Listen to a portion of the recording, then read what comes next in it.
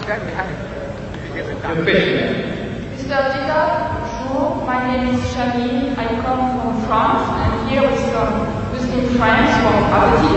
And my question is, what would you say to a person who doesn't believe in any religion, or you prefer, what would you say to his question, to believe or not to believe? What was it? Just without the mic. The question is not directly relevant, however, I'll put it to the speaker and see if he's prepared to answer. The question is, what is your opinion, or what is the Islamic perspective relating to a person who does not believe in religion? Is that the gist of your question? Not exactly. I'm here with some Muslim friends. I am not convinced in Islam, and I would like to know what you would say to a person who is a non-believer when this person says to you, believe or not to believe? Oh, yes, alright. If one is questioned by a non-believer, and the question is, what do you say about believing or not believing? What is the Islamic perspective? You see, there is a person who, every person ought to believe. He believes in something, right or wrong. There is a type of person who doesn't believe. He said, I don't believe that there is God. He says, I'm an atheist. Or the guy says, I'm an agnostic. Now, each and every one, according to religion, whether any religion, you ought to believe. You ought to believe. If you don't believe, then you are a non-believer. You are against the laws and commandments of God. So as such, you will perish. That person who says there is no God, he is going to perish. The one who says I don't care whether there is or there isn't, he is going to perish. Or you have the wrong concept of God, also you will be punished. According to your understanding, your capacity, your opportunities. There is a type of person who might not have heard the name Jesus. Will God question him? It's unjust, it's unfair. The lunatic, the child, will God question him? Why didn't you believe in my son, Jesus? No. Why didn't you believe in Muhammad? No. You see, each person will be judged according to his understanding, according to his opportunity, his know-how, and the message having reached him or her. So as soon as the message is delivered to you, and you can see the truth, but for some worldly reasons, maybe to please the family, please my people, please this, please that, you said, no, I will not accept the truth. In other words, the person has already been judged in that case. There is no hope for such a person. But there is a type of person who might be ignorant, and had never had an opportunity. Like the South Sea Islander. Let's say he never heard about Jesus, he didn't hear about Muhammad, he didn't hear about anything. But he was leading a life according to his norm, according to his standards. God will judge him according to his standards, not according to the Bible, not according to the Quran. So every person will be judged according to his opportunity and his understanding.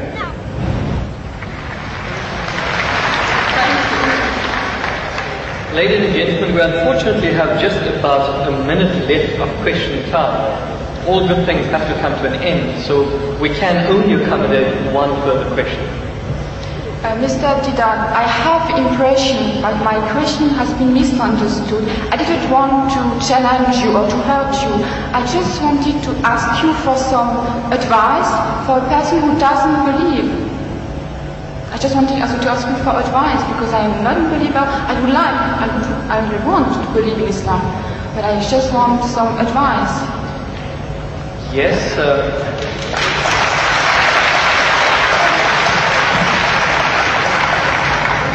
do you not feel that there was sufficient advice? Did you require further advice? Yeah, because I didn't have the impression that my question has been really understood. So you want to know what the basics are, or what the reasons are for a person to actually believe in one God? Which reasons? Which advice would you give to a person who is a non-believer? See, number one, we have to realize that there is a necessity for belief. If you don't believe, you can't move an inch. You can't bat an eyelid. We believe. The very fact that you believe that if you come there, stand before the mic, and when you utter the words will reach me. If you didn't believe, you wouldn't have taken that step. If you didn't believe that you will be visiting this hall and listening to a lecture, you wouldn't have come.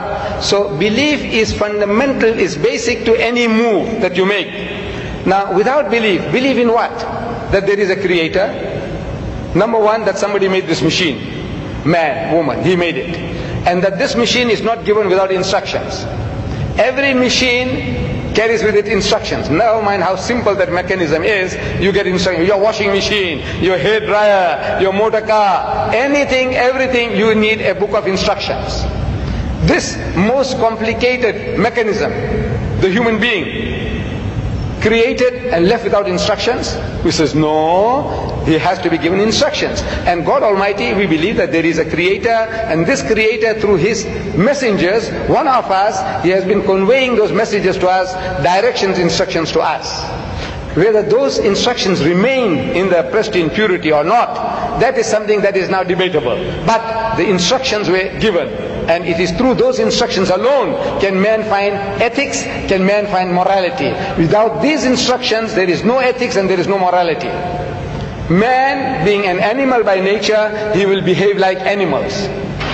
It's only because you believe that there is a creator, and this creator said that thou shalt not marry your mother, you will not marry your sister, you will not marry your daughter. We say we believe, we believe, we believe. You say no, I don't believe, then the person is nothing better than the animal. See, the dogs and pigs, the way they behave, he said, well, I behave just the same because I'm an animal also. So you have to believe. But now what are you going to believe? Where is the source of that belief? Instructions which is not contaminated, which is not spoiled.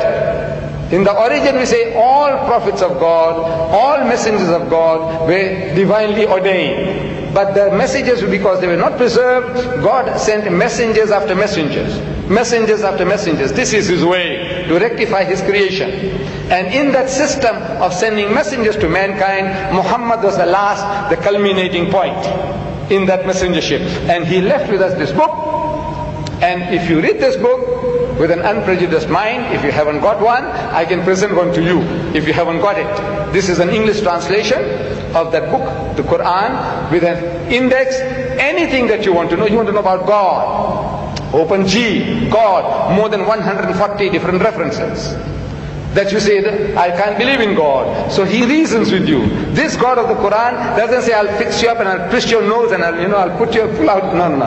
He says, أَوَلَمْ يَرَى الَّذِينَ كَفَرُوا. He said, how can you not believe in God? He says, كَيْفَ تَكْفُرُونَ بِاللَّهِ. So how can you not believe in Allah? وَكُنْتُمْ أَمْوَاتًا. Seeing that you were non-existent, you were dead, and He brought you into being. ثُمَّ يُمِيتُكُمْ. He will cause you to die. ثُمَّ يُحْيِيكُمْ. And He will bring you back to life again. ثُمَّ إِلَيْهِ تُرْجَعُونَ. And to Him will be your return. So if you start reasoning, and you see how true the statements are, that you were non-existent. You, I, everybody, non-existent. The men of science will tell you that this earth was a molten mass. Billions of years, there was nothing on this earth, no life. The thing was all boiling. And the vapors went up and came down, and the vapors went up and came down, and over a period of millions of years, it started to cool. And then life started to germinate, and so on and so on. So there was a time when mankind was non-existent, and God brought you into being. Very true. And now you're going to die. But that is not the end. There is something in you which is other than the body, that real you. Now that real you, which is the driver of this body of yours, will be made to account for your actions. It's only natural that this person, like Hitler, look, he got away with it. He incinerated 6 million Jews. On account of him, 40 million people died in the Second World War. He's just going to get off scot-free? If he says, no, I don't believe, and there's nothing there on the other side, that means he's free, finish. No. He will have to account for his deeds. Everyone will have to account for his or her deeds. It is a natural, sequence of our attitude and behavior. And this book explains all that. If you haven't got one, this book is yours. If you haven't got one. You got it?